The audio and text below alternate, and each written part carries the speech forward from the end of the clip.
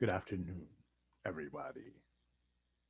Welcome once again as we talk about ways to deal with the pressures of the day, especially the pressures that come from things like oppression in many forms. All of the put downs that we receive because we are not what people want us to be or not what people tell us they should be.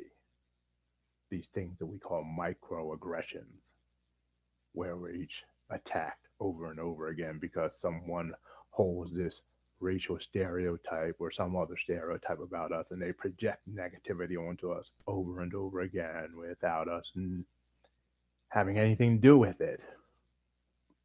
This often leads to something known as anger. Yes, anger. And many times we suffer from a lot of anger, feelings of tiredness, weakness, always trying to fight, to strive, to get ahead, and to prove that we have worth and dignity. This anger can become addictive. What it does is it gives us the strength to keep going on against all of the oppressions that we might encounter during our lifetime. It is even said that if one gets angry long enough, there's a release of dopamine from the brain that actually gives one more strength and power, and one can get addicted to that dopamine so that they will get angry more and more at the drop of a hat. The problem is, though, that the body that is hyped up like that all the time begins to fight against everything, even itself. Then we have problems like high blood pressure, asthma, all of those autoimmune diseases where the body is actually fighting against itself. Now, some people have tried to deal with the anger by using it to fight for social justice, trying to do anti racism work, trying to fight in order to get a living wage one, trying to make justice roll down like rivers of living waters. The problem is that anger will not do that for us. I think it is important for us to feel angry when we are angry, yes, but to know how to let go of it. Because in truth, you see, what anger has always been for is to move us to an action. It wasn't something to sustain us for years and years and years and years through an action. It was to move us, to start us, to put us in the process of motion. And then, once that initial push was taken over by this angry feeling, and when it was done, what we were left with was a feeling of exhilaration because we had solved the issue. But that doesn't happen all of the time because some of the issues we deal with now cannot be solved just from an outburst of anger or one time. So, what we need to do is use something else in order to fight for justice and peace. And that is love. Yes, we use the anger to push us forward, and maybe sometimes incidents happen where we allow ourselves to be angry, but we don't cling on to that anger and try to use it as a tool or an instrument to make change, because all that does is destroy the body and it makes us continue to fight forever. If there's no outside enemy to fight against, what happens is we begin to fight against family, fight against friends, fight against any injustice that we perceive, whether it is one or not, because the anger sometimes can twist our point of view. It can change our perceptions so that we are irritated, and people have to walk as they're walking on eggshells around us all the time, afraid that we're going to snap at any moment. Snap when we hear the wrong word. Snap if they're not being politically correct. Snap if a person does not use the right word, the politically correct word for whatever we want them to use it for when they may not even know what they're saying. Anger is like that. Anger makes one unreasonable. That's why anger must be put in its place. It's a burning fire. The only way to quench a burning fire is to let it burn until it burns out. And that's what we must do with our anger.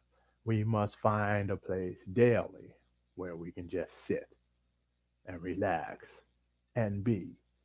And we can allow that anger, like a burning flame, to burn as we breathe deeply, as we relax, as we have a part of ourselves set aside, watching, seeing, looking, looking for feelings, looking for images, looking for the memories that are constantly coming up that are fueling the anger.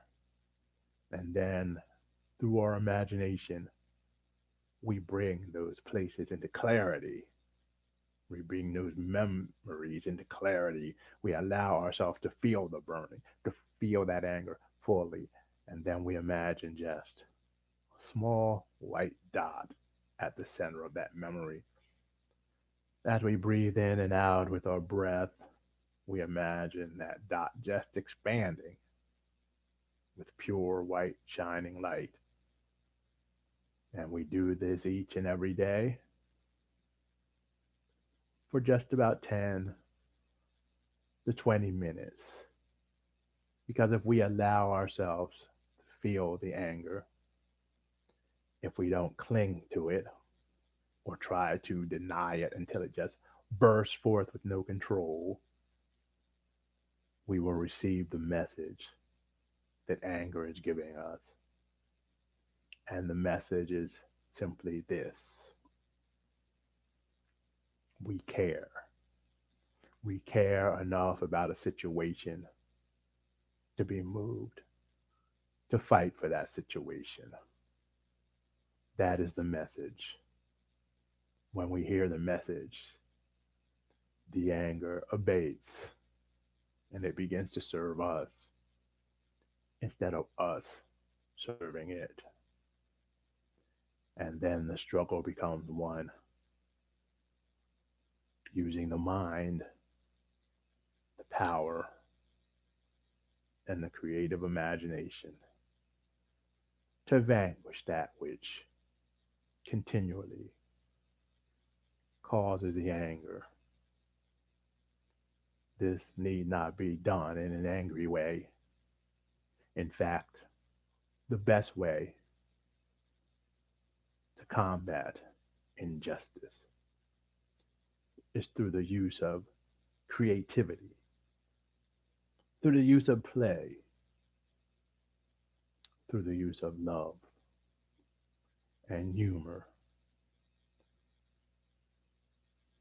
Because if you notice, the most oppressed peoples in the world are often the ones who develop humor to destroy anger and negativity. Humor and laughter are said to be something called a via negativa, a negative path, something that empties oneself. It draws away the pain and suffering. It draws away the ability to be controlled. It draws away the possibility of being conditioned. That is why in authoritarian societies, people are told not to joke and not to laugh. We have mistakenly picked up that authoritarian way of seeing the world as we work to promote justice and peace and fight against racism. We cannot use the tools of a racist system to destroy it. So let us replace that anger with humor, creativity, joyfulness, and play, and we shall overcome. Thanks for being with us. Please subscribe here. Click the bell so you'll know when we put a new notification up, or even visit our website at www.nextstepcoaching.mysite.com. Namaste, everyone. Have a beautiful, beautiful day. And we'll be posting again tomorrow.